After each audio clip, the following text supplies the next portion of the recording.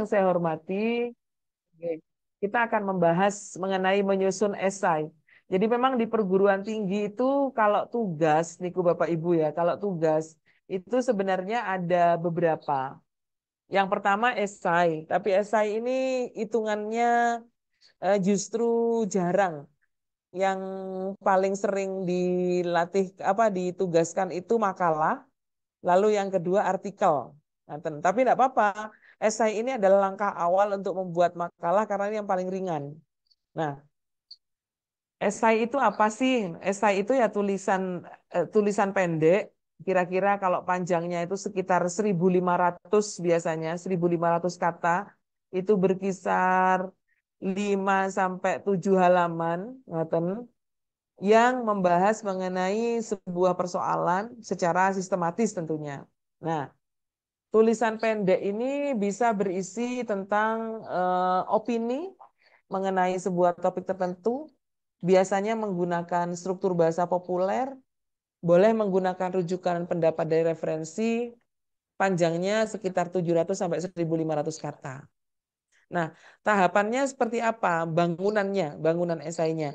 Itu ada pembukaan, ada problematika, ada ulasan, dan ada kesimpulan. Tadi saya sempat mau nyarikan esai yang pernah saya buat. Cuma kok enggak sempat, ngapunten loh Bu Enfield, Bapak Ibu. Saya 2014 sampai 2018 itu kebetulan setiap bulan ada tagihan wajib untuk bikin esai dari majalah Aulean. Ini Aulea itu majalah untuk yang perempuan. Kalau Aula itu kan untuk bapak-bapak ya sama Ansor gitu. Nah, Aulea itu untuk ibu-ibu. Nah, itu saya ngasuh sebuah rubrik keluarga maslahah dan setiap bulan saya membuat esai untuk apa edukasi begitu. Itu mungkin nanti saya carikan scan-nya lalu saya kirim lewat Bu Enfield untuk melihat seperti apa contoh esai. Jenengan sebenarnya juga bisa melihat esai yang populer itu dari tulisan orang-orang yang submit ke Jawa Pos, Kompas. Saya malah belum pernah ke Jawa Pos atau Kompas, Bapak Ibu, di majalah yang sederhana. Nah, Bapak Ibu, dari mana kita menggali ide? Karena membuat esai itu harus ada persoalan utama yang kita angkat. Dari mana, bagaimana, dan kapan kita menggali ide dan inspirasi. Nah, coba kita mulai dari ini Bapak Ibu ya, gambar. Pernahkah Anda terinspirasi meniru perilaku selebgram? Setiap orang atau setiap individu adalah model dan guru bagi orang lain. Nah, karena itu yang penjenengan bisa lakukan adalah dengan mengamati situasi gitu. Lalu kemudian update problematika sekitar, ngoten. Ketika jenengan membimbing siswa, siswanya diminta aja melihat, mengamati problem yang ada di sekitar. Di pondok boleh, di luar boleh, ngoten. Nah, tapi di sini ada satu prinsip namanya ATM. Apa itu? Amati, tiru, modifikasi. Jenengan bisa mengamati juga tulisan-tulisan esainya orang-orang yang sudah pernah menulis dan sudah publish. Nah, itu juga bisa menjadi contoh Bapak Ibu. Nah, di antaranya ini, masalah ini yang saya angkat. Orang-orang di sosial media itu kan sering pencitraan. Seolah-olah fotonya itu bahagia gitu, tidak ada orang lain bahagia selain dia. Nah, itu padahal ketika orang berfoto dengan bunga, bisa jadi bunganya pahit itu, lah enak atau bikin gatel. Ini tampilan visual orang lain di sosial media memicu perilaku imitasi, perilaku meniru gitu. Lalu orang merasa orang lain kok cek enak uripe. Nah, ini bisa jadi tema ini, bisa jadi topik. Apalagi sekarang pinjol dan sebagainya bisa. Karena jenengan mengulas sebuah problem dari perspektif penjenengan gitu ya. Lalu kemudian menarik kesimpulan pendapat penjenengan sebenarnya apa, saran rekomendasinya apa. Sama juga ini penampilan orang antara yang pakai filter dengan yang real. Nah, ini seperti itu. Apalagi problem yang bisa diangkat. Ini sampai sekarang sepertinya masih jadi problem ya. Potensi kasus problem kesehatan mental bagi remaja. Itu. Literasi kesehatan mentalnya remaja. Literasi kesehatannya itu sendiri. Nah, ini diantaranya. Literasi multimedia, literasi digital. literasi keuangan. Nah, itu diantaranya. Nah, dari mana kita bisa menggali dari fakta dan fenomena, dari impian yang dianggap kurang rasional ya, dan sepertinya akan terwujud di masa yang akan datang. Itu bisa jadi esai gitu. Tapi kalau penjenengan mau yang real aja ya esainya dari fakta yang ada. Sekarang faktanya apa? Oh, judi online. Oh ini itu bisa diangkat. Nah, yang terpenting diupayakan sesuatu yang bertolak belakang dengan kebiasaan atau teori. Nah, terus bagaimana kita menggali ide, menggali problematika itu, mengetahui akar permasalahannya? Ya, dengan observasi, wawancara, diskusi, dan menggali kajian pustaka. Dan ini harus ditentukan secara tepat siapa narasumbernya, informannya. Sebab kalau tidak, jenengan bertanya mengenai kebinekaan misalnya, mengenai HUTRI. Tapi yang diwawancara orang yang tidak paham sejarah. Nah, itu tentu akan menimbulkan blunder ya. Nah, sumber idenya apa? Boleh di kelas, boleh. Jenengan kan ngamati siswa. Boleh aja situasi relasi anak dengan siswa dan sebagainya. Itu bisa jadi isi. Tapi satu hal yang harus diperhatikan, kalau isi itu memang judulnya bombastis, Bapak Ibu, tidak seperti kalau penjenengan menulis proposal. Wah, kalau saya nulis proposal ya kaku bahasanya, tapi begitu berubah jadi artikel, gitu maksudnya berubah menjadi esai, sudah berbeda pilihan katanya. Gitu Bapak Ibu. Nah, apa yang perlu dilakukan ketika memperoleh ide? Cari ide awal melalui observasi. Oke, wawancara sudah. Cari referensi untuk mendapatkan dukungan teori yang kuat. Ketika jenengan cerita, sekalipun ide yang ada di apa namanya esai itu eh, mungkin tidak semuanya dirujukkan pada rujukan-rujukan yang keren gitu ya. Ya tetap aja harus memiliki unsur keilmiahan dan itu didapatkan dari teori. Nah, jika perlu diskusikan dengan ahli untuk memperoleh pertimbangan dan saran dari perspektif yang luas dan komprehensif. Lalu kemudian tulis, sekalipun dalam format yang sederhana. Seperti itu Bapak Ibu. Nah, untuk pola urutan tulisan, boleh saja dengan piramida terbalik. Kalau saya lebih suka dengan pola berlian kalau saya. Jadi begitu masuk ke topik utama, langsung jeder, fokus utamanya apa, bahas problematikanya, setelah itu faktor-faktor pengaruhnya, nah baru menentukan apa yang akan dilakukan sebagai bentuk penghormatan pada leluhur. Misalnya mau nulis tentang itu, mohon maaf, kalau misalnya membahas mengenai membahas kearifan lokal, misalnya praktek-praktek tertentu tentang penghormatan pada leluhur, misalnya langsung pada spesifik problem budaya-budaya itu, budaya misalnya nyadran atau apa, ngoten. Langsung fokus pada itu di ujung, di awal, setelah itu melebar, nah spesifikasinya diakhiri dengan kesimpulan dan diakhiri dengan rumusan yang spesifik.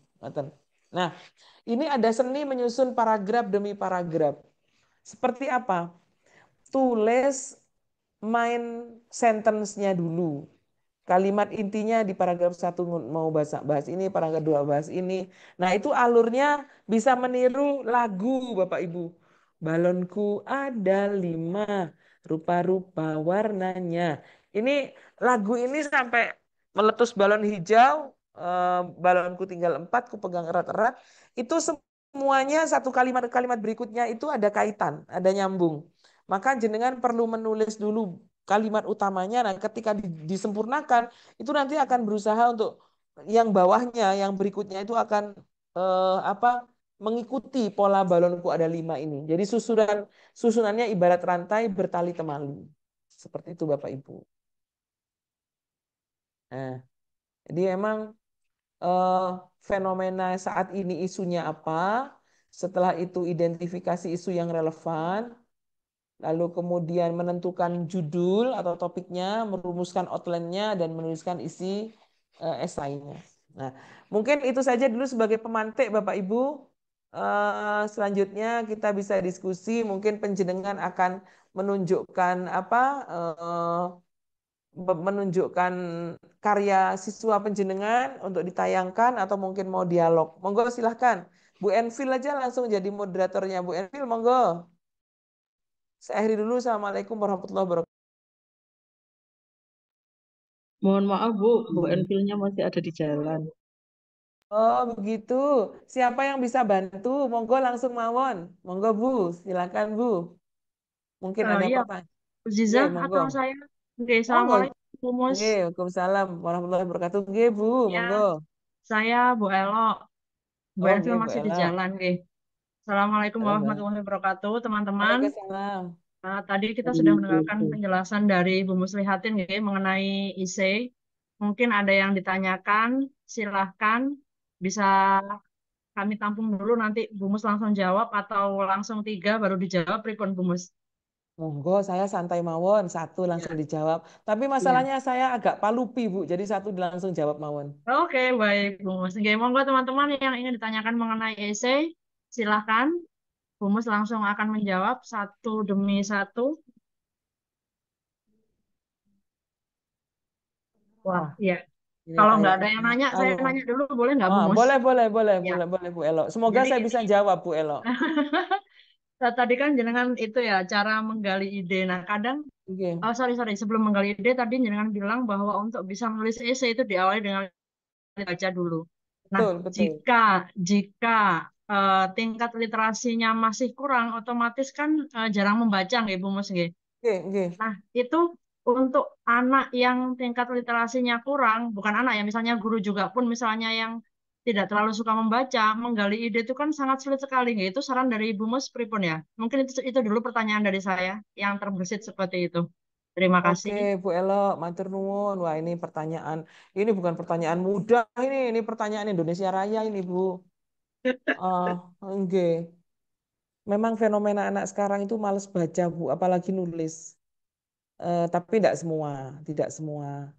Eh, Bagaimana kita menyemai, menyemai apa namanya hal-hal yang bisa memantik rasa ingin tahu mereka.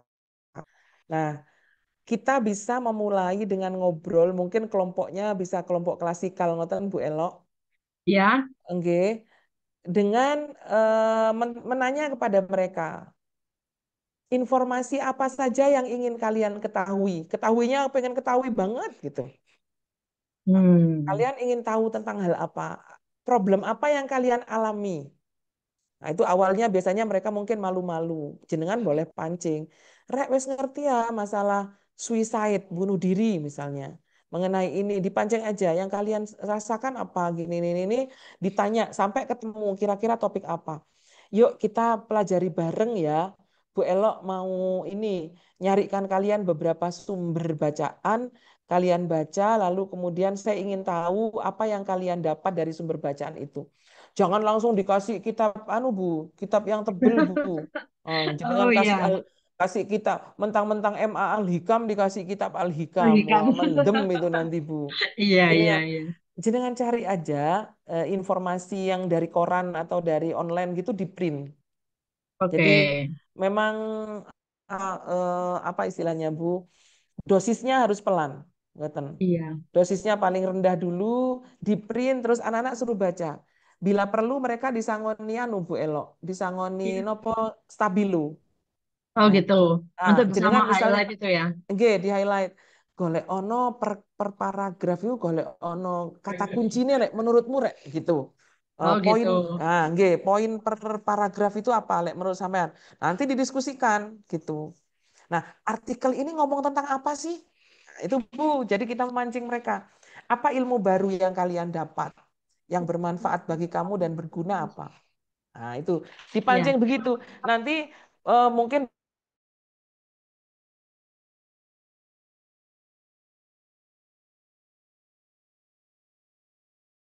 harus pelan-pelan seperti itu, Bu. Oh Sampai iya iya. sampai kemudian kita nyarikan esai sekelas Kompas, sekelas Jawa Pos, ngoten.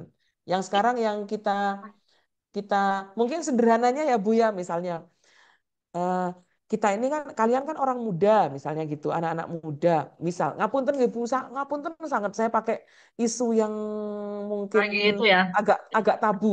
Iya, iya, Nah, Sirek sampean kan anak arek nom di pondok, tapi sampean kan sudah berkembang sebagai manusia. Sampean ya wis balik, pasti punya hasrat-hasrat seksual. Coba saya kita bahas apa bahaya masturbasi atau onani, misalnya gitu Bu. Misalnya iya, topik-topik iya, yang topik-topik yang ekstrim gitu nggak apa-apa. Nah, cari iya. cari Hmm, jenengan print kan, terus kemudian kita diskusikan sampai mereka tahu intinya apa. Ngoten. iya. Nah, terus misalnya gini, kalian pernah tahu nggak Rek, kalau otak otak kalian itu ternyata superkomputer. Nah, ini anunya.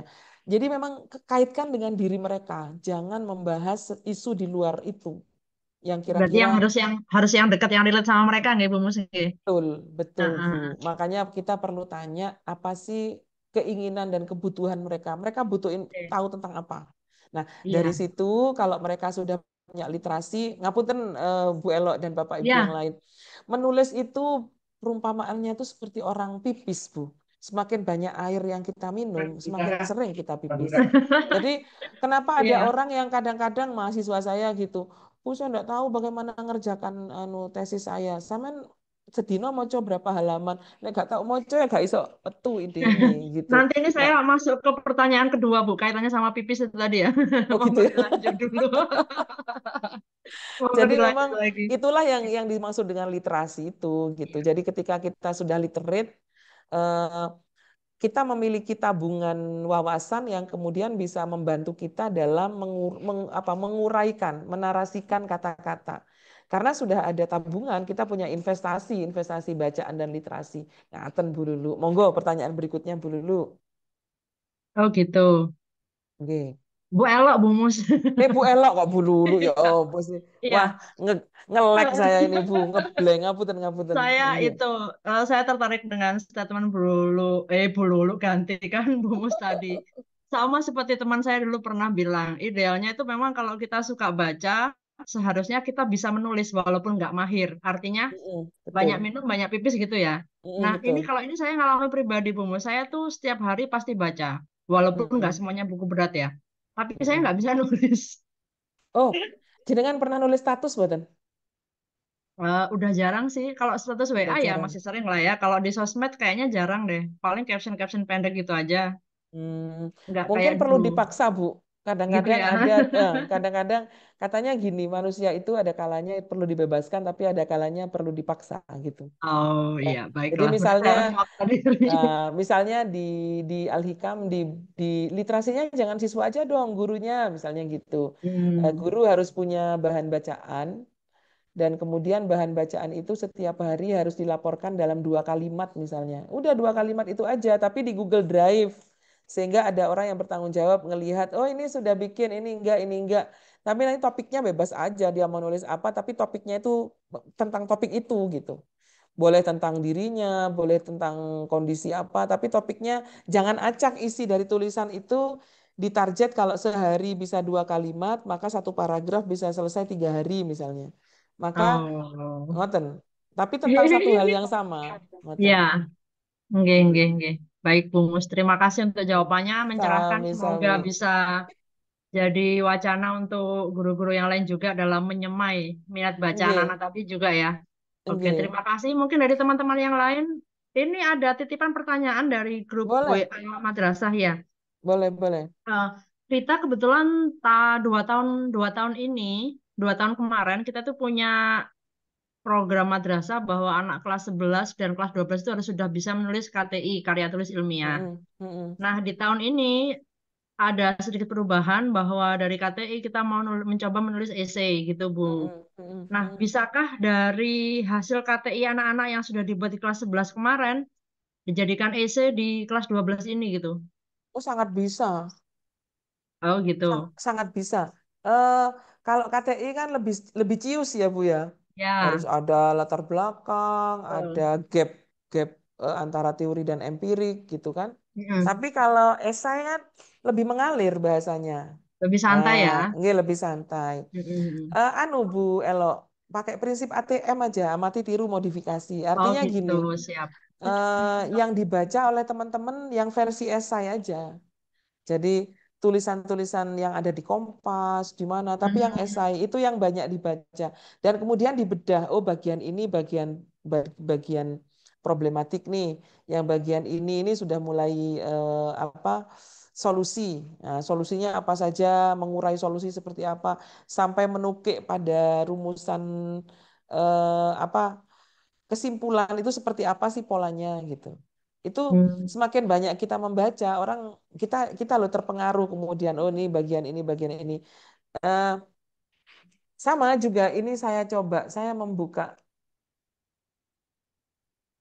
Nah, ini saya coba tayangkan tulisan saya nggih Bu Lulu. Bu Iya, Lulu lagi Bu Elok nggih. iya, monggo Bu Mus. Nggih, nggih. Ini salah satu tulisan saya di majalah Aulia dan sudah jadi bagian dari buku. Kebetulan saya nulis buku mengenai keluarga. Nah, ini waktu itu saya diminta menulis tentang penyesuaian setelah pernikahan, penyesuaian dengan Oh iya. keluarga baru. Nggih, indahnya memiliki keluarga baru. Nah, ini ada diawali dengan karena esai ya diawali dengan esainya untuk pembaca ibu-ibu lagi Oh gitu. iya. Segmennya kan juga perlu diperhatikan. Kalau Hmm. Kompas dan Jawa Pos itu kan pembacanya agak serius kan, sehingga isinya juga agak serius. Iya. Gitu. Nah, ini di awal ini, wah ini ada beberapa tanda baca yang harus yang ini. Ini di awal ini pengantar. Nah, ini saya mulai. Bahkan saya pernah mulai dari puisi, baru kemudian kita kita ulas menjadi ada apa sih sebenarnya. Ini situasinya bahwa dia masuk ke keluarga baru, dia sudah memiliki dua keluarga, dan kemudian diperlukan atau ada tantangan penyesuaian diri. Tapi tidak mudah, gitu kan. Ini sudah mulai ada problematika. Nah, di sini saya mulai menjawab bahwa pernikahan sejatinya adalah penyatuan dua keluarga gitu. Nah, ini sudah mulai masuk penyesuaian diri itu seperti apa, bahwa prosesnya itu tentu akan menimbulkan rasa canggung gitu. Nah, ini masuknya di situ hubungan hubungan mertua menantu tidak harmonis. Nah, ini cerita-cerita sinetron dan sebagainya. Ini saya masukkan sebagai bumbu gitu. Nah, di antara problematika. Nah, ini sudah mulai masuk. Nah, ini terus ini jawaban pertanyaannya kok kok tidak kelihatan. Nah, ini pertanyaannya dibuat dalam dalam bentuk narasi bukan pertanyaan gitu. Nggak dalam Mengapa poin pro blank gitu ya Bu ya. enggak, Masuk masuk mengapa ke paragraf nih. mengapa proses adaptasi diperlukan? Nah, ini baru ada pertanyaan. Ini terus kemudian pernikahan itu niatnya seperti apa? Nah, ini solusinya di sini. 7M langkah cerdas penyesuaian diri. Karena orang pengen solusi yang ringkas kan biasanya jadi langsung lewat 7M. 7M seperti apa ya? Ada di sini menerima, terus kemudian mengenali gitu, menghormati. Ini ada karena majalah Islam punyanya NU kan dulu Aulia itu ini ada rujukan-rujukannya menyayangi. Ya, 7M. Ini sudah kreasi kreasi penulis kalau ini kreasi saya gitu, mendoakan, menjaga silaturahmi, mengendalikan diri gitu. Ini diantaranya. Nah, baru terakhir ini problem itu kan apa kata pikiran kita. Jadi menjaga hati dan pikiran kunci harmoni. Kalau tadi itu hanya strategi, intinya kuncinya adalah bagaimana kita bisa mengelola pikiran kita terhadap satu kondisi apapun yang dihadapi ketika berinteraksi dengan mertua dan ipar gitu. Ini kuncinya di situ apa eh, statement apa closing statementnya di situ gitu. Ini diantaranya. Nah, Bu Elo.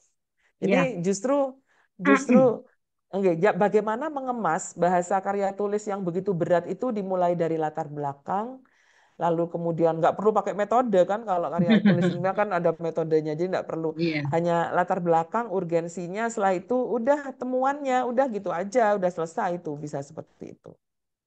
Nah, tapi memang Hmm. seperti yang jenengan lihat, esai itu bahasanya lebih ngepop ya daripada karya tulis. Ada beberapa Iya. kata-kata yang tidak baku yang bisa ditulis di esai, tapi untuk menjaga tata tulis dalam bahasa Indonesia yang disempurnakan atau yang baik gitu, maka jika ada istilah-istilah bahasa Jawa kah, bahasa yang Arab kah itu dimiringkan jika perlu. Seperti itu. Hmm. Oke. Iya. Ngaten Bu Elo, mungkin yang lain Iya. monggo silakan. Iya. Terima Pak kasih Nurul Bu Yakin, Mus.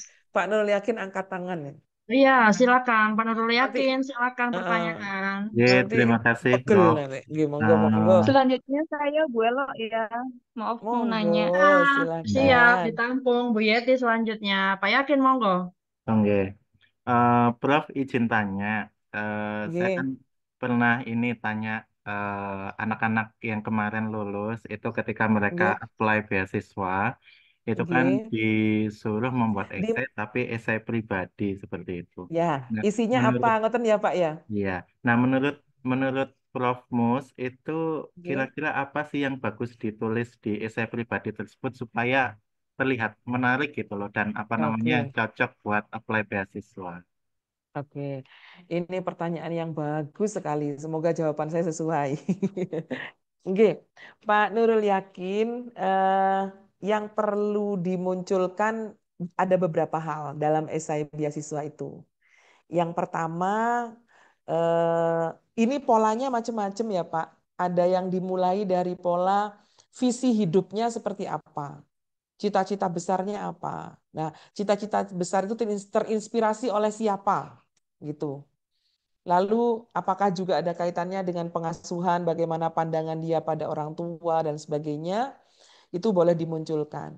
Nah, baru setelah itu, tapi bahasanya tetap proporsional, jangan jangan yang hiperbol ya. Baru setelah itu, dia bisa menunjukkan mengapa saya memiliki visi seperti itu dan selama ini investasi pada diri sendiri yang sudah saya lakukan apa. Jadi kemampuan-kemampuan apa yang saya miliki, pengalaman-pengalaman berharga yang begitu penting pada saya, yang saya hadapi itu, yang pernah saya alami itu apa saja, dibuktikan dengan ini, misalnya pelatihan ini diikuti tanggal berapa, karena kan itu nggak dilampirkan mungkin ya Pak ya. Jadi kalau misalnya, oh ini menguasai bidang ini ditunjukkan dengan aktivitasnya apa. Sehingga sekalipun nggak ada foto, pembaca itu yakin bahwa kemampuan itu memang dimiliki karena adanya bukti seperti itu. Nah, nah setelah itu anak-anak juga bisa menuliskan tentang rencana yang akan dia lakukan untuk mengembangkan diri. Tapi jangan tiba-tiba, artinya sudah ada akar yang sudah ada modal yang sudah dia buat sebelumnya. Misalnya dia pernah menjuarai lomba pidato misalnya. Berarti kan dia punya potensi untuk public speaking. Untuk pengembangan selanjutnya apa yang akan dia lakukan? Nah, itu Pak. Dia rencana di kampus akan mengikuti apa, dan terakhir dia tulis kontribusi apa yang akan dia berikan kepada Indonesia, kepada sekitarnya, dan kontribusi spesifiknya apa, misalnya masuk di komunitas apa, melakukan apa, seperti itu. Itu Pak. Dan tonjolkan di situ kebiasaan dia, misalnya manajemen waktu, kemampuan bekerja sama, kemampuan dalam problem solving, kemampuan dalam mengelola hambatan-hambatan pribadi dalam dirinya, itu ditonjolkan, tapi jangan hanya cerita, tapi perlu ada bukti-bukti atau pengalaman-pengalaman real yang telah dia alami dan lakukan. Ngaten Pak Nul yakin. Oke, terima kasih Prof. Ada lanjutannya Oke. boleh Prof? Monggo, monggo silakan. Ini Prof, esai itu tadi saya belum terbayang sih seperti apa bentuknya. Tapi kalau 100, misal nanti biasanya 100 kata ya Pak ya. eh, saya belum tanya ke ini anak-anak. Oke, oke, sepertinya segitu. Jadi 100 apa 150 gitu. Oke. Jadi memang begitu bahasanya harus mentes, straight to the point, dan memang seperti yang saya katakan tadi, every single paragraph itu harus benar-benar direncanakan. Mau cerita apa? Oke. Ya, Oh. Pripun Pak Nurul Yakin? 150 kayaknya Bu Mus, insya Allah. 150 ya kalau Ya, nggak salah. untuk Nggih, apply beasiswa. Nggih. 150. Nggih. Hmm. Iya. Oke, oke. Berarti nanti ini ya, Prof ya, apa namanya istilahnya nggak sampai member ke apa istilahnya menceritakan diri sendiri yang mirip sama cerpen gitu ya, Prof ya. Oh, enggak. Bukan. Memang isinya menceritakan diri sendiri, tapi selalu ada bukti. Misalnya apa katakanlah ini kemarin saya juga mengawal esainya anak saya kebetulan apa yang lulusan Madrasatul Quran. Jadi dia menceritakan saya sebagai seorang hafid 30 juz misalnya begitu dibuktikan dengan apa telah wisuda tanggal sekian. Jadi cerita apa adanya termasuk hobi apa yang dia lakukan. Dia pernah mengikuti lomba karya tulis ilmiah tanggal sekian gitu. Termasuk dia menceritakan bahwa perjuangannya untuk ikut karya tulis ilmiah itu seperti apa. Itu dia ceritakan. Dia tidak lebay, Pak, sedang-sedang saja, tapi menunjukkan effort dia seperti apa. Jadi bahas pilihan diksi katanya memang benar-benar harus dipertimbangkan. Ngoten. Gitu Pak Nurul Yakin. Oke, terima kasih Prof. Sami-sami, semoga sukses. Selanjutnya Iya, Bu Yeti. oke, Nggih. silakan Bu Yeti. Baik, terima kasih. Bisa dengar suara saya dengan jelas, Prof? Bisa, bisa dan bisa melihat wajahnya Bu Yeti juga. Oke, terima kasih. Nggih. Terima kasih. Begini, Prof, saya mau menanya. Jadi, esai itu kan memiliki jenis yang banyak ya. Ada esai Mm, deskriptif, ada mm, esai pribadi, lalu ada mm, esai kritik. Nah, biasanya kalau dalam perguruan tinggi itu yang sering dibuat itu esai jenis apa? Itu nggih, pertanyaan pertama. nggih. Yang kedua. Pertanyaan Ya, pertanyaan kedua, kan di dalam esai itu ada struktur bagian pendahuluan, isi, Mm, pembahasan, dan penutup ya, simpulan. nggih, nggih. Nah, untuk bagian pembahasan itu misalkan kan memasukkan teori-teori dari orang lain, misalkan eh, tesisnya itu memasukkan teori dari orang lain. Nggih, Lalu, apakah di bagian akhir ada seperti daftar pustakanya, Prof? nggih. Itu saja pertanyaan dari saya. Terima kasih, Prof. Baik, matur nuwun sami-sami Bu Yeti. Mungkin saya mau meluruskan dulu Bu Yeti. Eh, kalau untuk yang di perguruan tinggi itu sebenarnya seperti yang saya sampaikan tadi, yang lebih banyak digunakan di perkuliahan itu sebenarnya bukan esai, tapi makalah dan artikel. Ngaten. Nah, esai itu digunakan diantaranya tadi untuk apply beasiswa, lalu kemudian mungkin juga menambah pengalaman mahasiswa menulis di majalah kampus, di majalah mahasiswa, begitu. Nah, yang banyak saya rasa semuanya ada, kecuali esai diri ya. Kalau esai tentang diri sendiri itu, deskripsi diri itu kan lebih kepada deskripsi atau refleksi diri itu lebih kepada ini, esai ketika mau melamar atau apply beasiswa. Yang lebih banyak ditulis kalau di majalah itu adalah esai deskriptif itu tadi, sama esai kritik sekaligus esai untuk apa namanya rekomendasi ya, lebih kepada itu ya, karena kalau hanya kritik tanpa usulan itu wah ini isok ngomongi gak isok lek sampean nah gitu biasanya. Nah, seperti itu Bu. Nah, kalau artikel itu alurnya begini. Artikel itu ada beberapa jenis kan. Ada yang hasil riset, ada yang hasil review artikel sebelumnya. Biasanya dikenal dengan istilah systematical literature review. Yang lebih sederhana dari itu namanya narrative review. Jadi kita mengulas sejumlah artikel pada jenjang, mohon maaf, pada rentang waktu tertentu dengan tema spesifik. Misalnya antara tahun 2021 ke tahun 2024 atau 5 tahun 2020 ke tahun 2024. Esai mengenai, misal saya ambil contoh bunuh diri misalnya. Nah, maka seorang penulis bisa melihat kasus-kasus penyebab bunuh diri pada remaja itu apa? Bisa dilihat. Tapi pertanyaannya kita tetapkan dulu, ini mau lihat apanya nih? Kasus-kasus bunuh diri pada remaja atau dorongan bunuh diri dan upaya intervensinya misalnya. Berarti dua pertanyaan itu yang akan dicari dari kerja menelaah sejumlah artikel. Nah, mungkin sekarang ditanya dulu pengindeksnya, artinya sumber artikel yang mau kita telaah itu dari mana? Kan sekarang ada Google Scholar, ada EBSCO, ada portal Garuda, itu harus ditentukan. Jadi dari sumber referensi, ini mesin pencari referensi yang mana yang mau kita gali. Katakanlah tiga ya, Google Scholar, EBSCO, sama portal Garuda misalnya. Maka kata kunci yang kita pakai apa? Kata kuncinya misalnya ya bunuh diri itu tadi, sama intervensi bunuh dirinya. Itu yang kita cari, ketemu berapa ratus artikel, itu nanti diseleksi. Dalam artian ketika muncul nggak semua kita baca, mendem kalau dibaca semua. Nah, nanti kata kunci yang spesifik yang memang judulnya itu cocok, itu yang kita ambil, lalu kita lihat dibaca isinya, terutama abstrak, pendahuluan dan hasilnya untuk kita tabulasikan. Jadi di tahun 2020 ada artikel apa saja, isinya apa. Ini sebenarnya untuk melihat bagaimanakah dinamika tren penelitian gitu ya mengenai tema yang saya sampaikan tadi itu, intervensi terhadap bunuh diri gitu, faktor penyebab dan intervensinya. Sehingga nanti artikel semacam ini bertujuan untuk mengetahui penelitian sebelumnya.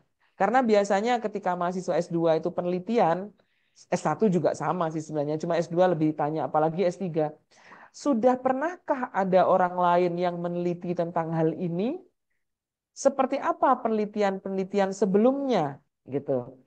Apa yang sudah diteliti oleh mereka, lalu hal baru apa yang akan Anda teliti? Itu pertanyaan pasti muncul, Bu, dalam penelitian. Karena itu, maka penelusuran artikel-artikel terdahulu itu sangat penting untuk menemukan apa sih subtopik atau area bidang kajian yang belum disentuh oleh orang lain, atau kalaupun disentuh masih sentuhnya itu belum spesifik. Misalnya, oh ternyata belum pernah ada media pembelajaran yang menghubungkan tentang ini dan ini dengan bunuh diri. Misalnya begitu. Ini barusan ada mahasiswa saya S2 meneliti mengenai psikodrama, jadi teknik psikodrama untuk membantu mengatasi bunuh diri, ajakan atau dorongan bunuh diri. Karena memang sebelumnya yang ada itu teknik-teknik yang lain, sehingga dia mengusulkan, kenapa mengusulkan psikodrama? Karena psikodrama bisa digunakan untuk kecemasan, untuk rasa trauma. Nah, rasa kecemasan dan trauma ini ternyata bisa menjadi pendorong untuk bunuh diri. Nah, mengait-ngaitkan beberapa hal itu perlu dilakukan dengan melakukan kajian penelitian sebelumnya yang saya katakan naratif review atau literatur review itu tadi. Seperti itu, Bu Yeti. Nah, karena itu maka ini sudah levelnya lebih berat nih Bu dari esai kan? Nah, karena itu maka mungkin untuk melatih siswa memang lebih baik dari esai aja dulu. Tapi supaya esainya menjadi lebih serius gitu, esainya bisa pakai esai kritik gitu. Pakai esai kritik atau paling enggak esai deskriptif latihan awal kalau narasinya masih lemah untuk menemukan sebenarnya judul ini, tulisan ini bahas apa sih? Mereka ketemu aja udah bagus tuh, Bu. Ini judulnya begini sebenarnya. Misalnya gini, masalah yang dibahas apa, penyebabnya apa, solusinya bagaimana? Udah 3 pertanyaan itu saja. Pendapat kalian tentang isi esai itu bagaimana?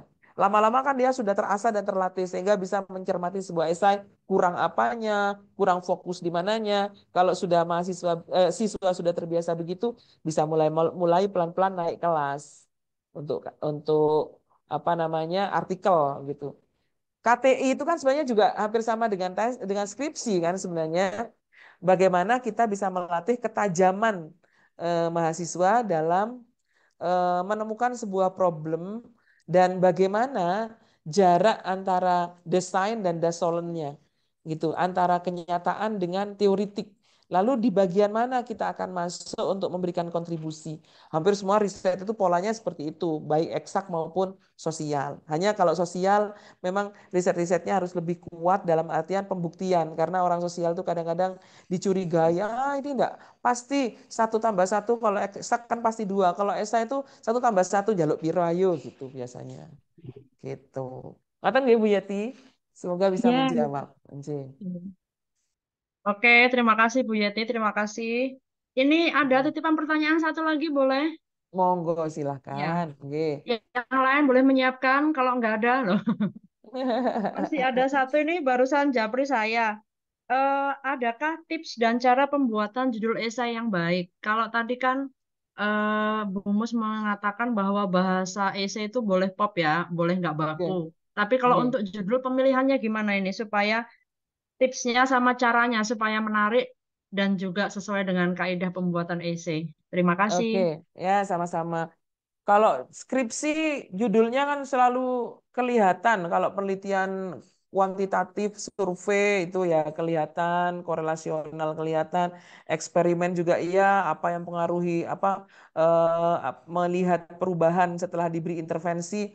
Kalau esai itu memang kalimatnya yang ringkas aja. Coba tak cari ya satu contoh. Kapan hari itu kok ada sebentar tak carikan. Yang rajin nulis ini, bentar, Bismillahirrahmanirrahim.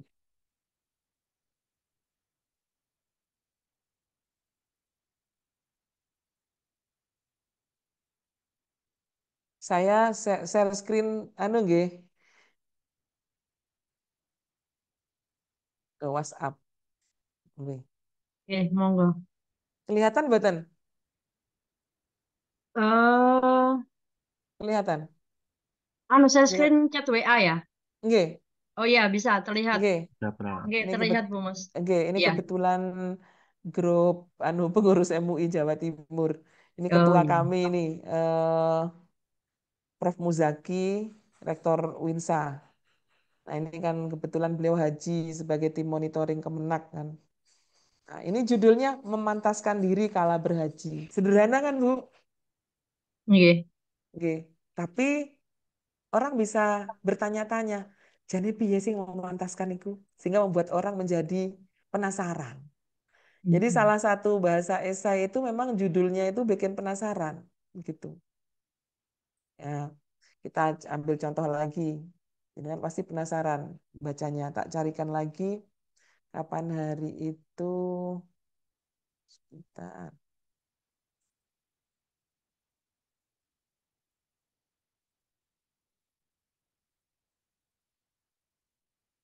Oh, ini saya tayangkan aja.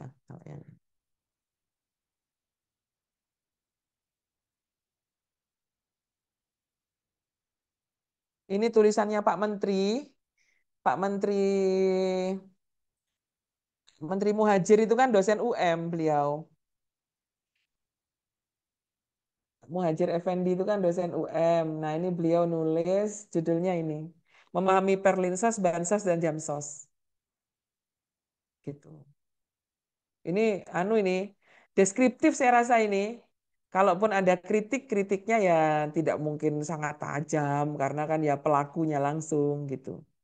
Nah, ini untuk memberikan Iya. edukasi dan apa namanya ya narasi kepada masyarakat. Gitu. Judulnya sederhana atau Bu, memahami Hmm. Perlinsos, Bansos dan Jamsos. Jadi orang akan Iya. tahu bahwa di sini penjelasan mengenai tiga hal ini sekaligus tetek bengek berkaitan dengan hal Iya. tersebut. Oke, gitu. Nah, coba tak cari lagi. Jadi memang nggak terlalu rumit, Bu.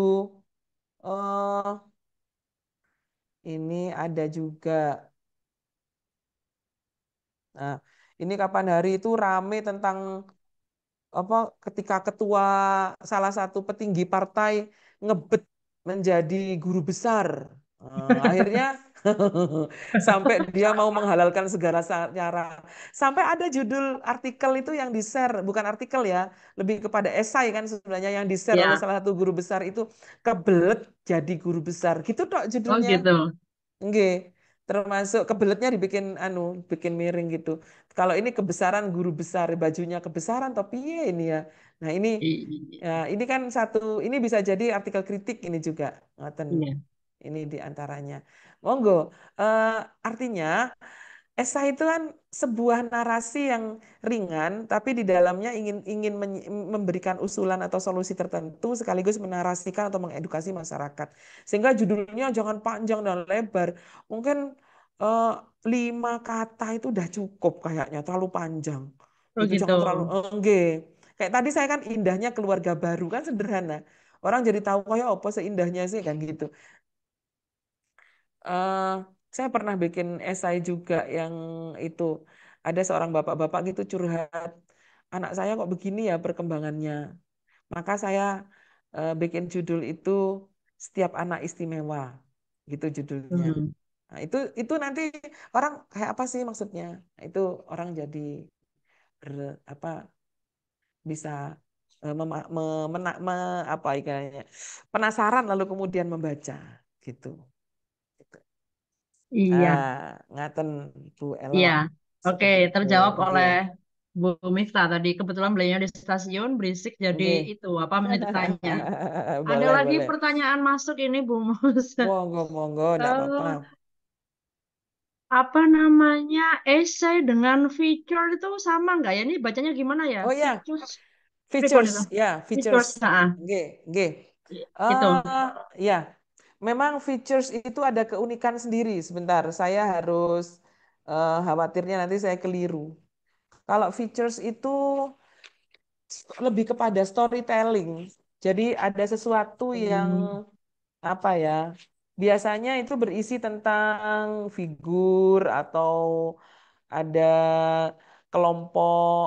Misalnya ini Bu, seperti ada sedikit tentu itu bagian dari jurnalistik ya. Ya. eh di Jombang itu kan ada Wonosalam yang terkenal dengan apa namanya durian. Nah, mungkin ada tokoh yang atau ada komunitas yang membudidayakan durian tersebut sehingga menjadi lebih unggul misalnya. Itu berpotensi jadi features. Atau Hmm. nah, kalau features obituary itu biasanya tentang sosok seseorang yang sudah meninggal. Nah, Hmm. kalau yang masih ada orangnya, misalnya guru penggerak di Jombang yang mungkin dia menggalang literasi guru, itu bisa dijadikan jadi seseorang atau sekelompok orang itu. Dan memang isinya lebih lebih ada nuansa storytellingnya, ngaten Bu. Lebih luas kayaknya, lebih luas features ya, Bu ya. Kalau luasnya sih potensi sama, mungkin isinya Bu ya yang lebih ada Oh, kekhasan, ngoten. oh gitu. Seperti itu. Iya, Oke, iya. iya. Semoga sudah terjawab bagi yang itu pertanyaan. Oke. Wah, Eh, ini di Jombang ini pertanyaannya abot-abot deh.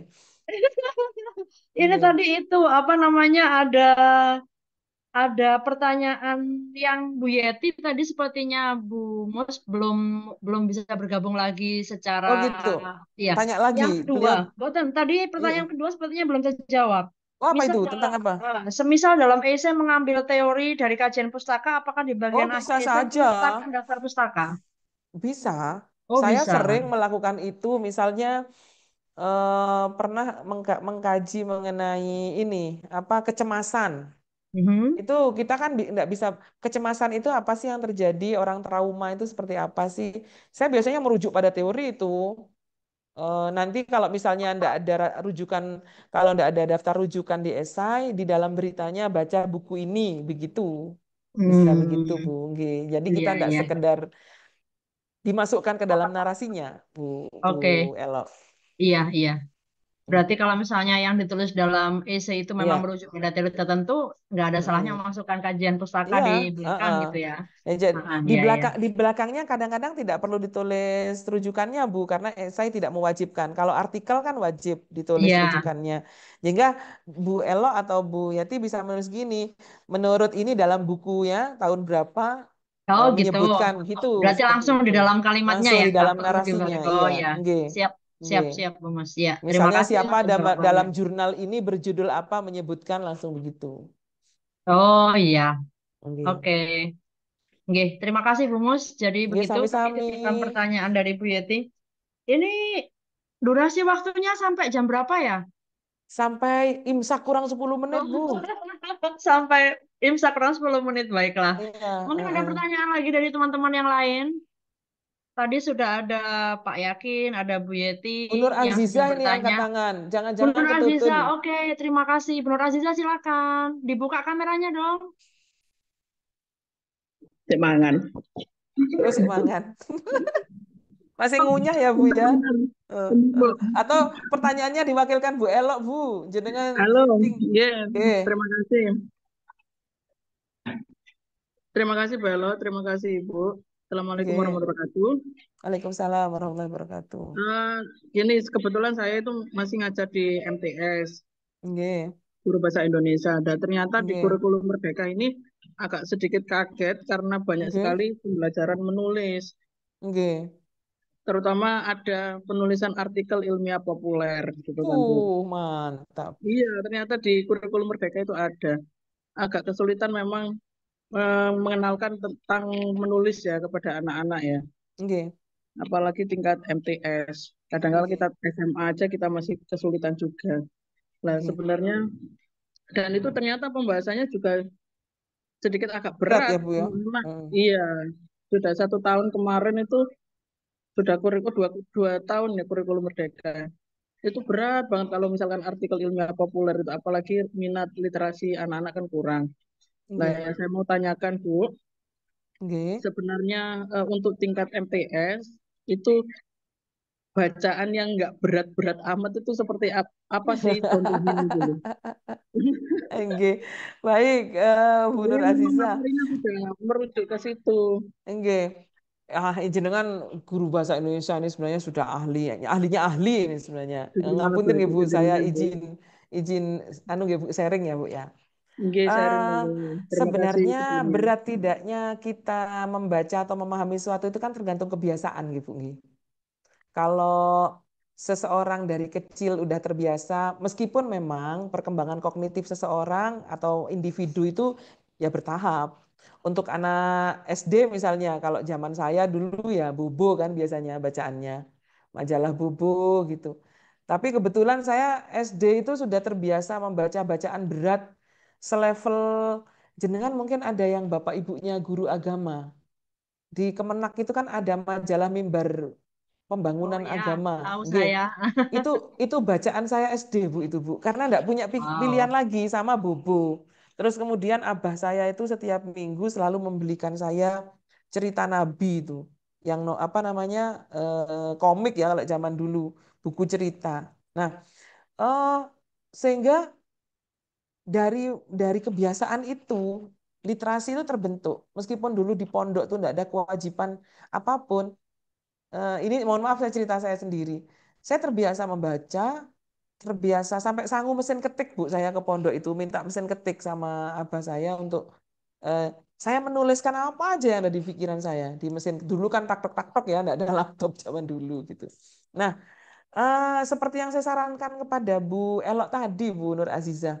Kalau untuk anak SMP, mungkin cari bahan bacaan yang jauh lebih ringan. Kembali lagi tentang diri mereka gitu. Misalnya puber itu apa sih yang terjadi pada diri anak kalau perempuan ya, pada diri anak perempuan ketika dia haid gitu. Bahaya nggak sih keluar darah berlebihan? Jadi balik kepada isu dirinya sendiri. Atau orang jatuh cinta itu sebenarnya seperti apa sih gitu. Karena kalau orang sudah punya minat yang tinggi pada sebuah topik, dia akan nyari. Dan baru setelah itu pelan-pelan kita masukkan. Kalau bacaannya ringan untuk anak SMP, SMA, ada bahan bacaan. Ibu pernah tahu Teen Lead ya Bu ya? Seperti novel ringkas itu, nggih.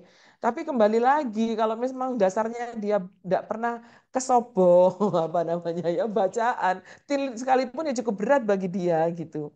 Mungkin Padahal itu dimulai. selikan kapas. Nah, bandingannya seperti apa?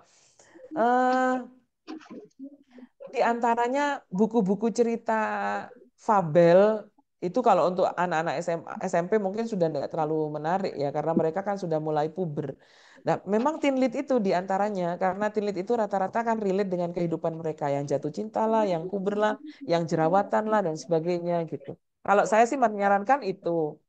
Nah, dan ini di anu aja Bu, dicicil aja. Mungkin sekali baca, besoknya lapor berapa halaman, lalu isinya apa, ngoten. Seperti itu. Tapi hati-hati Bu, anak saya kebetulan di MQ atau mungkin di Alhikam saya rasa juga sama nggih. Di MQ itu dulu anak saya selalu minta kiriman novel dan dia bilang, "Mi, aku pengen novel ini." Tapi saya selalu baca duluan novelnya. Pernah suatu ketika dia tuh minta novelnya Firsa Besari, Bu Elo. Yang ini jangan dulu, Sari. Le. Iya, Berat, Bu ya. isinya upload. Oh, Berat, Firsa isinya Besari. sudah mengenai orang dewasa sih, belum saatnya Le kamu gitu. Heeh. Tapi dia bacaannya dulu waktu SMP itu sudah dunia Shopee, Bu. Aduh, itu saya kuliah baru baca Dunia Shopee. Karena ketika dia SD itu Negeri Lima Menara itu udah tuntas. Oh ya, Kan betul, betul. saya juga Negeri Lima Menara, lalu kemudian 99 Cahaya di Langit Eropa. Saya Eropa. kebetulan juga juga pengkoleksi novel gitu ya. Sehingga Iya, anak-anak juga baca gitu novel-novel bacaan. Ngoten. iya. Itu Bu Aziza, semoga jawaban saya tidak memuaskan Bu Aziza sehingga nanti Bu Aziza mencari lagi jawaban dari yang lain. Terima kasih, Bu. Ya, sami-sami Bu Aziza. Intinya anu Bu Aziza, kita niru dari orang-orang yang mempraktekkan Bang Titil. Jadi kita titil juga aja Bu bacaan itu Bu. Nah, jadi kita kredit gitu ya Bu. Iya. J. Oke, Bu Elo imsak kurang 3 menit Bu Elo. Oh gitu ya. Oke, imsak kurang 3 menit. Ini anu, kalau memang tidak ada lagi yang ditanyakan, mungkin ada closing statement dari Ibu Mus untuk tema kita pada siang menjelang sore ini. menulis esai, ada closing statement yang mungkin bisa kita highlight bersama-sama sebagai Angge, catatan akhir dari Bu catatan Mus. akhir. Monggo. Iya. Kemarin Bu Ika tanya gini, ini judulnya apa Bu Mus? Wah, Bu Ika ngasihkan contoh-contoh judul sama saya. Wih, abot sekali Bu Ika. Terus piye judulnya? Nah, terus saya ngirim sesuatu ini sama Bu Ika kemarin. Katanya Bu Ika, loh, iya boleh katanya gitu. Nah, ini Bu saya share mawon Bu Oke. sebagai closing statementnya. Nah, Oke. mana ya? Nah, meskipun anu ya, ini chattingan saya dengan Bu Ika. Apunten. Tiba-tiba menulis esai dengan asik. Jadi ini di UM itu pernah ada pelatihan tiba-tiba menulis. Nah, tiba-tiba menulisnya itu dengan asik, itu ada esai, ada artikel, ada apa gitu. Jadi saya nah, terus Bu Ika menanggapi gini, ternyata menulis esai itu mudah. Nah, ini afirmasi positif ini. Oh Monggo, iya, iya, iya. sarang-sarang jenengan bisa menyampaikan kepada siswa, menulis esai itu mudah. Sehingga mindset yang muncul adalah asik dan mudah. Karena yang ditulis tentang dirinya sendiri, tentang progres di sekitarnya, kehidupan di sekitarnya. Dan kalau dia rajin membaca atau membuka wawasan dia, tidak ada istilah sulit ketika dia akan mengutarakan ide dan pikirannya dalam tulisan. Mungkin itu Bu Welo, atur Oke, nuwun. terima Ngapunten kasih. kalau ada salah Iya, hilang. terima kasih sama-sama Bu Mus Nggih, untuk ilmunya pada siang hari ini sangat nggih, bermanfaat sekali untuk kami semuanya, untuk kami pribadi masing-masing. Insya Allah banyak sekali manfaatnya. Saya udah nulis beberapa nggih, yang perlu dicatat. nggih. Mungkin untuk Bu, terakhir kita kita foto bisa bersama Bu. Itu Bu bersama-sama. Enfil Iya, gabung lagi tuh Bu. Nggih, monggo Bu. oke, foto bersama. Monggo dibuka kameranya, Bapak Ibu. Yang jilbabnya dilepas, dipakai lagi, monggo. Ya, Yang sedang ngunyah istirahat dulu. Bu iya, yang Aziza sedang punya kayaknya tolong berhenti dulu. luwekoh daharnya kayaknya Ya, Bu Aziza. Monggo Bu ayo. Yeti, oh Bu Yeti nggih, monggo. Oke, monggo Nanti saya dikirimi dibuka. fotonya ya Bu. Ya, nanti saya klaim lewat Bu Enfil nggih, Bu Mus nggih. Siap, Oh, Bu Ika siap, dalam nggih. perjalanan ini ya. Oke, baik. Ya, Ini sudah semuanya. ini Bu Bu Ika, Ika, sampun, sudah selesai. Kita foto bareng. iya, foto nggih. bareng. Bisa dimulai ya. Yuk, 1, 2. Oke, terima kasih. LL, literasi Bu, Oh ya, LL. literasi. Oke. 1, 2. Ya, terima kasih. Oke, saya Oke, mohon izin terima pamit kasih. Bu Ika, sehat selalu. Bapak Ibu semua, semoga sehat Terima selalu. kasih Ya, banyak. Sami-sami, Terima kasih, monggo Bu Prof. Ika. kasih. Nggih, Terima kasih Bu. assalamualaikum. Waalaikumsalam warahmatullahi wabarakatuh. Bapak Ibu mungkin bisa dilanjut ya. Bisa dilanjut mumpung ini banyak orang.